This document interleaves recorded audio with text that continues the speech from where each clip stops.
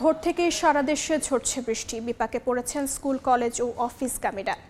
মুষলধারে বৃষ্টিতে বিভিন্ন স্থানে তৈরি হয়েছে জলাবদ্ধতা। ব্যাহত হয় নগরবাসীর স্বাভাবিক জীবনযাত্রা। যান চলাচলে ধীর গতির কারণে গন্তব্যে পৌঁছাতে ভোগান্তিতে পড়ছেন সাধারণ মানুষ। এদিকে প্রবল বর্ষণে উজান থেকে নেমে আসা পাহাড়ি ঢলে মৌলভীবাজার ও নেত্রকোনার নদ নদী ও হাওরের প্রাণী বৃদ্ধি পাচ্ছে। ফসল নিয়ে দুশ্চিন্তায় পড়েছেন কৃষক। আবহাওয়া অধিদপ্তর বলছে এমন অবস্থা থাকতে পারে আরও কয়েকদিন।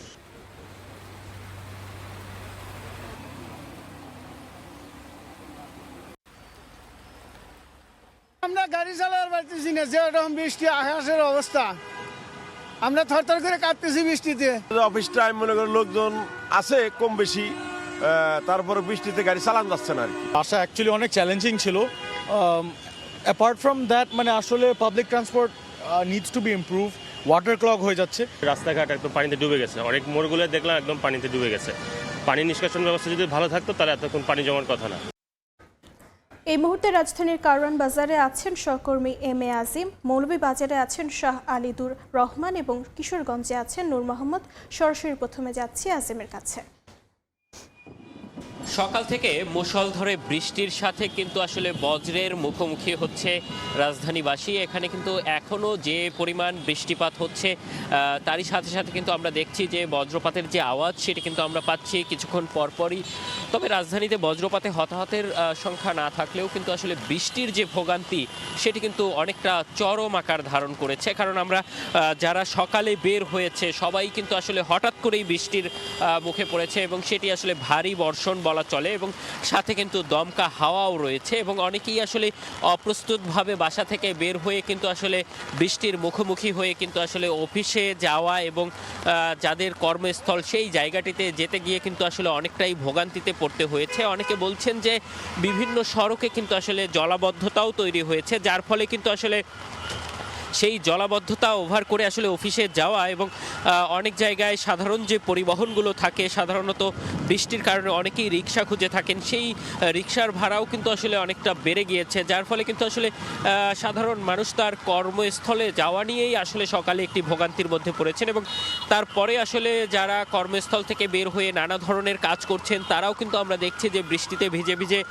বিভিন্ন জায়গায় ছুটছেন এবং অনেকটা ভোগান্তিতে পড়তে হয়েছে এবং পড়ছেন এখনো বলা চলে। এবং আমরা সাধারণ মানুষের সাথে কথা বলেছি, তারা যেটি বলছেন যে আসলে কাজের যে প্রয়োজনীয়তা সেই কারণেই কিন্তু তারা আসলে তাদের যে ছুটে চলা সেটি কিন্তু তারা করছেন। কিন্তু রাজধানীর এই যে চিত্র এটি কিন্তু আসলে আরও কয়েকদিন থাকতে পারে বলে আবহাওয়া অধিদপ্তর থেকে আমাদেরকে জানানো হয়েছে।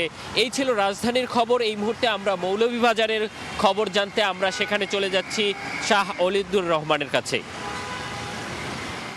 গেল কয়েকদিনের প্রবল বর্ষণ ও উজান থেকে নেমে আসা পাহাড়ি ডলে মৌলভীবাজার জেলার সবকটি নদ নদীর পানি বৃদ্ধি অব্যাহত রয়েছে। পাশাপাশি হাওর 5 থেকে 6টি হাওর এই জেলার, সেগুলিতেও পানি বৃদ্ধি অব্যাহত রয়েছে।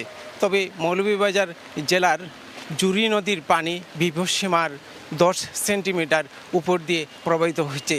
তবে মৌলভীবাজারের দোলাই, খরস্রোতা, মনু এবং অন্যান্য নদ নদীর পানি এখনও বিপদসীমার অনেক নিচ দিয়ে প্রবাহিত হচ্ছে।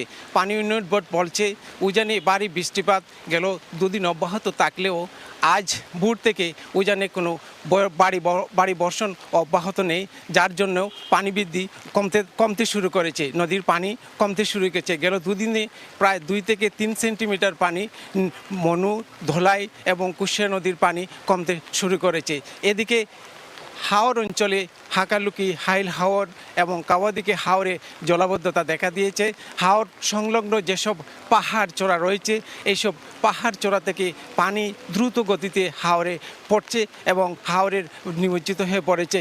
তবে কৃষি উন্নয়ন বোর্ড জানিয়েছে, কৃষি কর্পোরেশন জানিয়েছে আমাকে যে তাদের সেখানে বুরুদান প্রায় 90 থেকে 95% বুরুদান এরই মধ্যে কাটা সম্পন্ন হয়েছে এবং বাকি আরও কয়েকদিনের মধ্যেই তাদের বাকি ধান কাটা শুরু হবে। তবে সেই রকমের কোনো ক্ষয়ক্ষতির খবর পাওয়া যায়নি।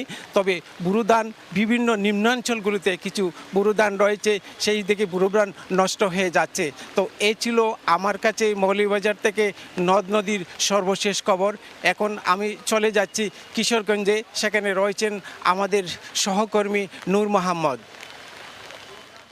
গত কয়েকদিনের টানা বৃষ্টিতে কিশোরগঞ্জ শহরের জলাবদ্ধতার কবলে পড়েছে।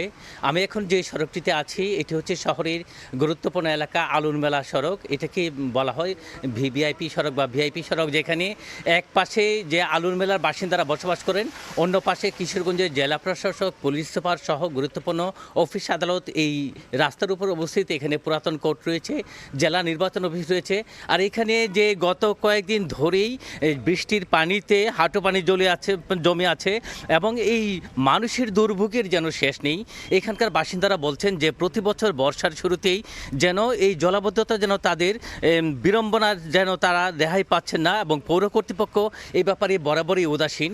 এই আলুর মেলা ছাড়াও যে শহরের বিভিন্ন এলাকায় গাইটাল 32 সহ যে নগো এলাকা রয়েছে, বটতলা এলাকা সহ যে আশপাশের এলাকায় জলাবদ্ধতা তৈরি হয়েছে। স্কুল কলেজের শিক্ষার্থীরা যেতে পারছে না, অভিভাবকরা তাদের সন্তানদের স্কুলে পাঠাতে পারছে না।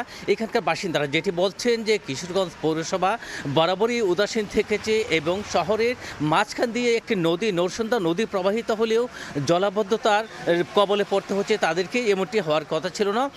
আমরা দেখতে পাচ্ছেন যে শহরের যে এই রাস্তার দুই পাশের যে ড্রেনের ব্যবস্থা একেবারেই ভেঙে পড়েছে, ড্রেনের পানি নামার জায়গা পাচ্ছে না, এবং এতে করে যে মানুষ চরম দুর্ভোগের শিকার হচ্ছেন এবং তারা যেটি বলছেন এ থেকে তারা পরিত্রাণ চান। বছরের পর বছর যে এই বিড়ম্বনা থেকে তারা মুক্তি চান। আমি যদি আপনাকে বলি, এই যে টানা বৃষ্টিতে কিশোরগঞ্জ শহর ছাড়াও যে আমাদের সবখানেই পানি বাড়ছে এবং এই যে নাগরিক বিড়ম্বনা, জলাবদ্ধতা, এ থেকে মানুষ মুক্তি চান। তো কিশোরগঞ্জের আলুর মেলা থেকে আমার কাছে জলাবদ্ধতার খবর নিয়ে এই ছিল সব শেষ। যুক্ত ছিলাম রাজধানীর কারওয়ান বাজার, মৌলভীবাজার এবং কিশোরগঞ্জে।